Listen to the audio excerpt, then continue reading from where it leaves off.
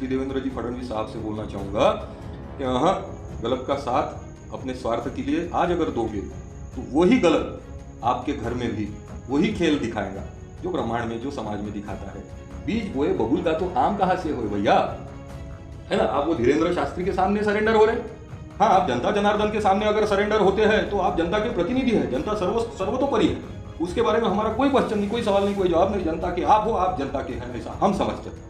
लेकिन आप अगर ये बोलते हैं कि धीरेन्द्र शास्त्री अगर सर्वे सर्वा है तो इसके बाद आने वाले इलेक्शन में हमने गडकरी साहब को भी देखा कि धीरेन्द्र शास्त्री के सामने ऐसे खड़े थे जैसे एखादी टीचर एखादी विद्यार्थी को शिक्षा देते हैं और फिर वो विद्यार्थी एकदम ऐसा खड़ा रहता।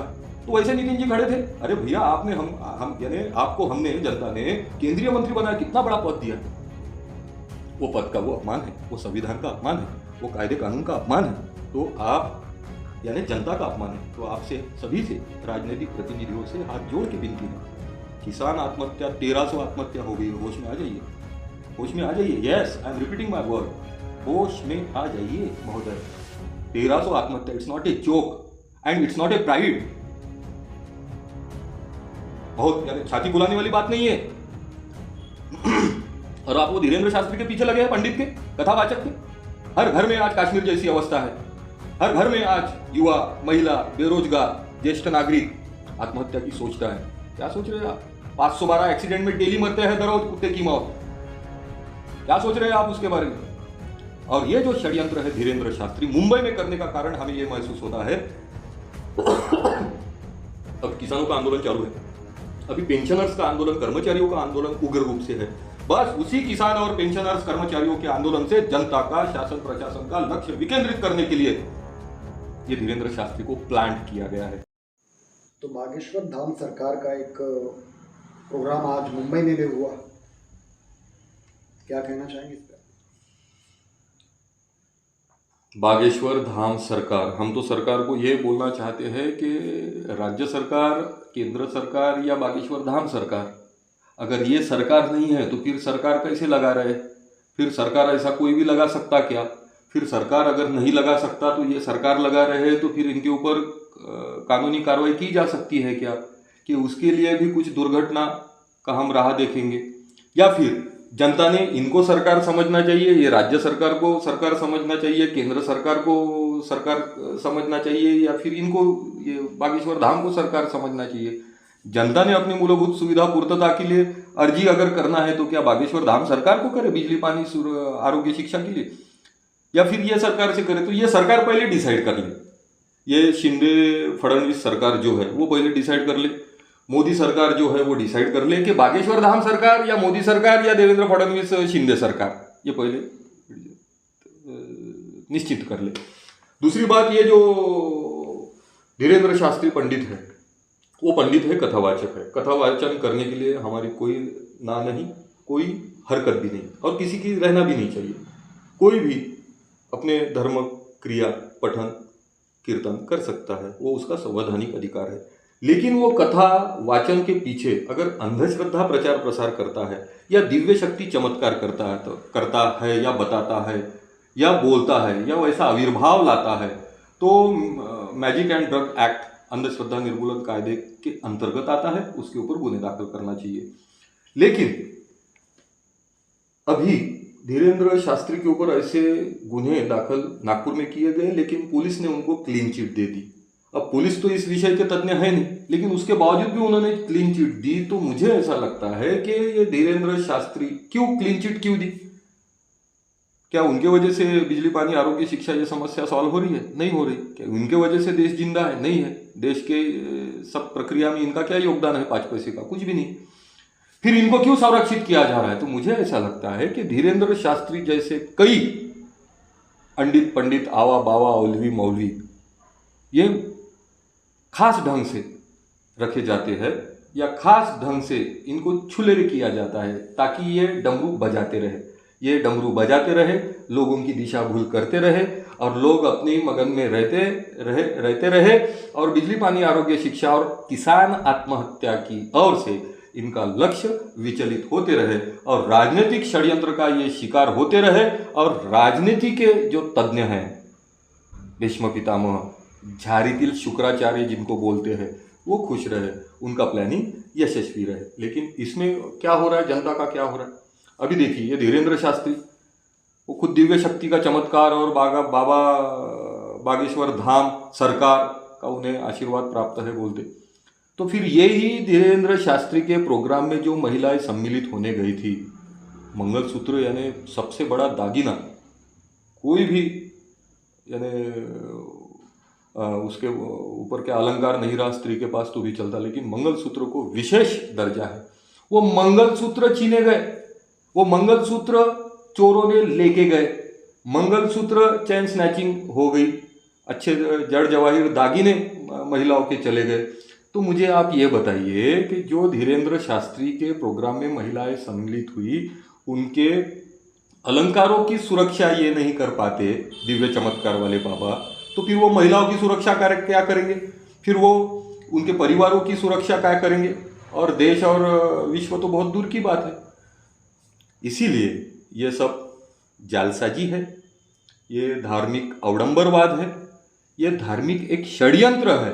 इसीलिए शायद ये धीरेन्द्र शास्त्री के ऊपर हमारे एक सहकारी मित्र है, वो नागा संप्रदाय से है, महंत स्वामी सूर्यानंद गिरी महाराज, उन्होंने पुलिस को इन्फॉर्म किया था कि ऐसा कायदा और सुव्यवस्था की परिस्थिति निर्माण हो सकती है।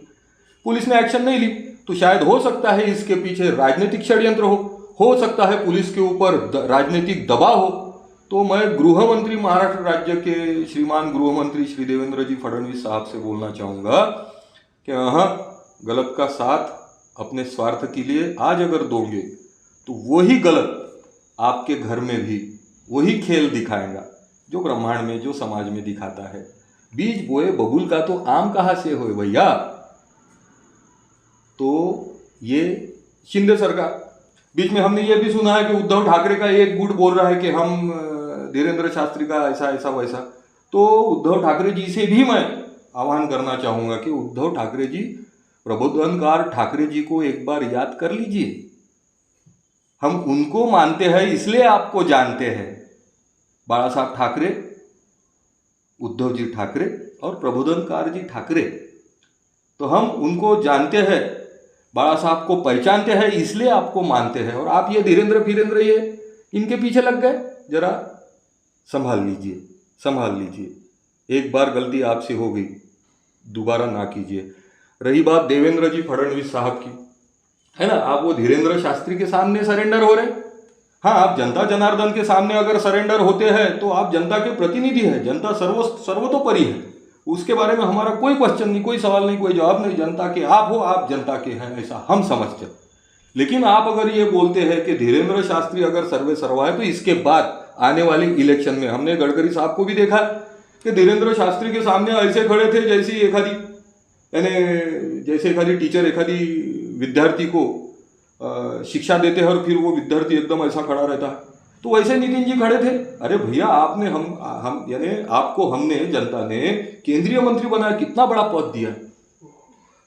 वो पद का वो अपमान है, वो संविधान का अपमान है, वो कायदे कानून का अपमान है, तो आप यानी जनता का अपमान है। तो आपसे सभी से, राजनीतिक प्रतिनिधियों से हाथ जोड़ के विनती है, किसान आत्महत्या 1300 आत्महत्या हो गई है, होश में आ जाइए, होश में आ जाइए। Yes, I am repeating my word, होश में आ जाइए महोदय।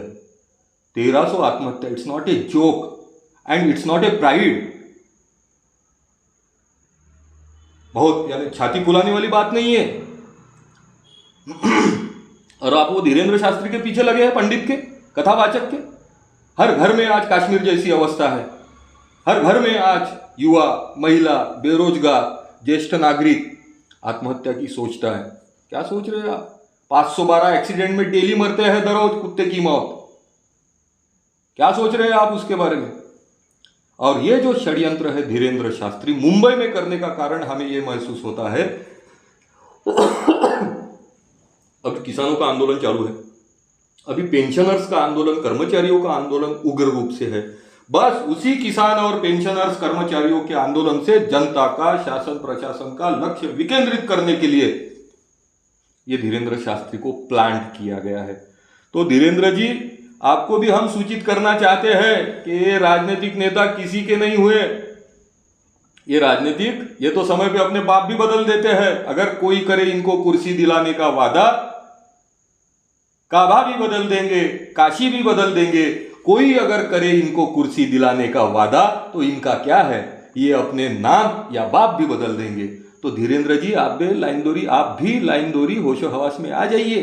तो आप किसी षड्यंत्र के हिस्सा ना बने, जनता के विरोध में ना जाए। जनता जनार्दन है, क्योंकि तन मन धन से हमारी तो ये इच्छा है, हम तो राष्ट्र संत तुकडोजी महाराज के, छत्रपति शिवाजी महाराज के, जगत गुरु तुकाराम महाराज के, संत ताजुद्दीन बाबा से लेके तो जितने भी संत हुए हैं उनके हम वारसान हैं, इस देश के नागरिक हैं, संवैधानिक अधिकार प्राप्त देश के मालिक हैं। और हम एक कार्यकर्ता करके एक सुझाव देना चाहते हैं कि लाइन दूरी और होशोहवास में आ जाइए। अभी समय बहुत खतरनाक चल रहा है। तो आप किसी व्यक्ति के लिए नहीं, देश के लिए, देश के जनता के लिए सक्रिय रहिए।